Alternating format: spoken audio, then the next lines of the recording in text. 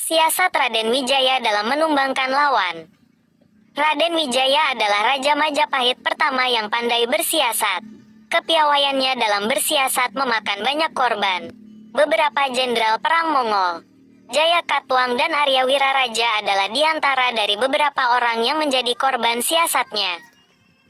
Siasat gemilang yang dijalankan Raden Wijaya pada akhirnya mengantarkannya menjadi pendiri sekaligus Raja Majapahit yang pertama.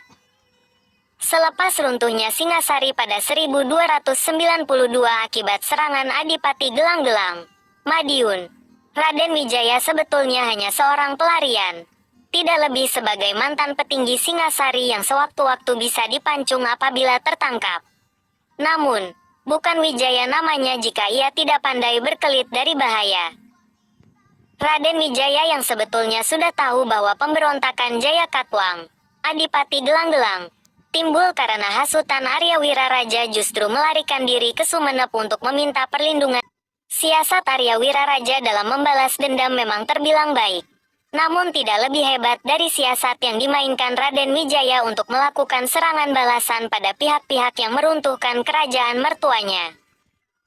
Sesampainya di Madura, Raden Wijaya yang sudah paham betul jika Arya Wiraraja tidak mendapatkan balasan yang setimpal dari Jaya Katuang atas jasanya membocorkan kelemahan Singasari, mencoba merayunya.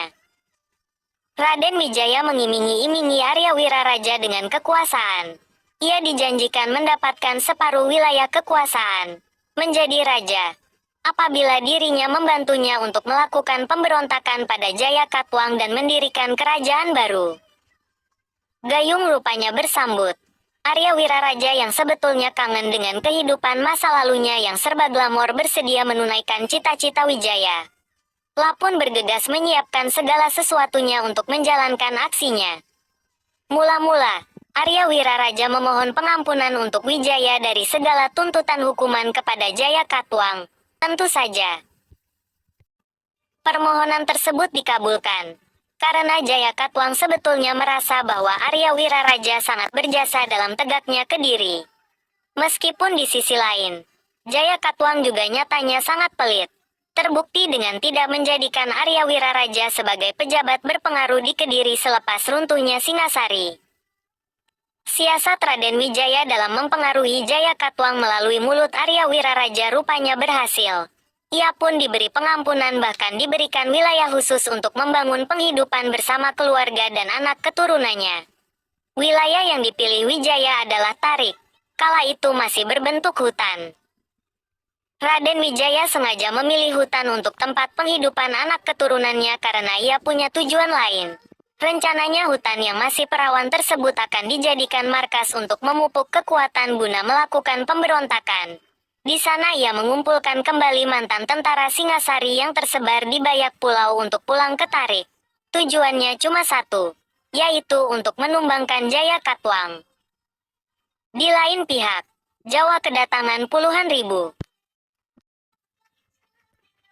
Di lain pihak, Jawa kedatangan puluhan ribu pasukan Mongol yang hendak menghukum Raja Kertanegara yang dahulu pernah sombong menantang Mongol dengan menggores muka dan memotong telinga utusan Hubilaihan. Wijaya beruntung sebab dengan kedatangan tentara Mongol, cita-citanya untuk merebut kekuasaan dari Jaya Katuang kian dekat. Wijaya kemudian mengatur siasat lanjutan. Ia bekerja sama dengan Mongol. Beberapa jenderal Mongol yang menjadi pucuk pimpinan bersenjata diiming-imingi akan menerima tanda takluk darinya selaku pewaris Singasari apabila bersedia bekerja sama untuk menaklukkan Kediri. Beberapa jenderal Mongol yang sebetulnya tidak paham dengan kondisi dan peta kekuatan Kediri akhirnya menurut. Mereka masuk dalam perangkap yang dimainkan Wijaya. Di akhir cerita gabungan tentara Mongol dan Raden Wijaya mampu mengalahkan Jaya Katuang, Kediri runtuh. Namun, ketika para jenderal Mongol menagih janji, Raden Wijaya ingkar.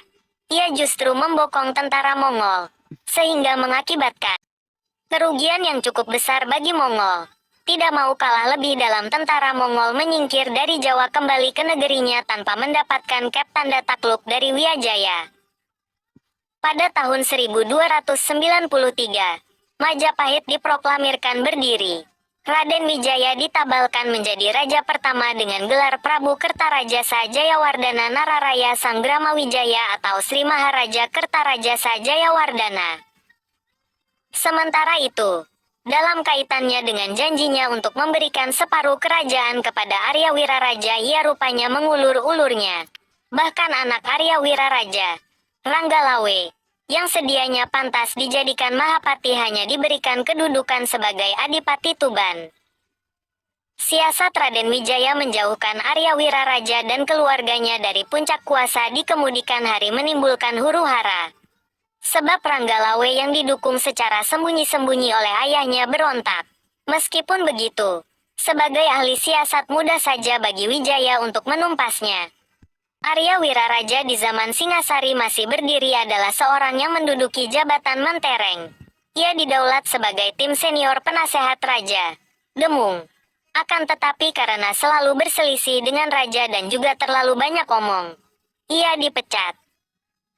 Meskipun dipecat, Kertanegara menghiburnya dengan menjadikannya sebagai Adipati Sumenep, Madura. Hal itu tentu hanya sebagai basa-basi. Kertanegara melakukannya agar Arya Wiraraja yang menurutnya kolot dan banyak omong menjauh dari ibu kota kerajaan. Pembuangan Arya Wiraraja ke daerah terpencil di timur Pulau Madura nyatanya membuat geram Arya Wiraja. Ia merasa jasa-jasanya pada kemajuan Singasari tidak dihargai sama sekali. Didorong rasa sakit hati yang mendalam, Arya Wiraraja membocorkan kelemahan Singasari pada Jayakatwang. Harapannya Jayakatwang berontak dan meruntuhkan Singasari. Sebab ia tahu bahwa Jayakatwang memiliki darah Raja Kediri terakhir, Prabu Kertajaya, yang masih punya dendam pada Singasari.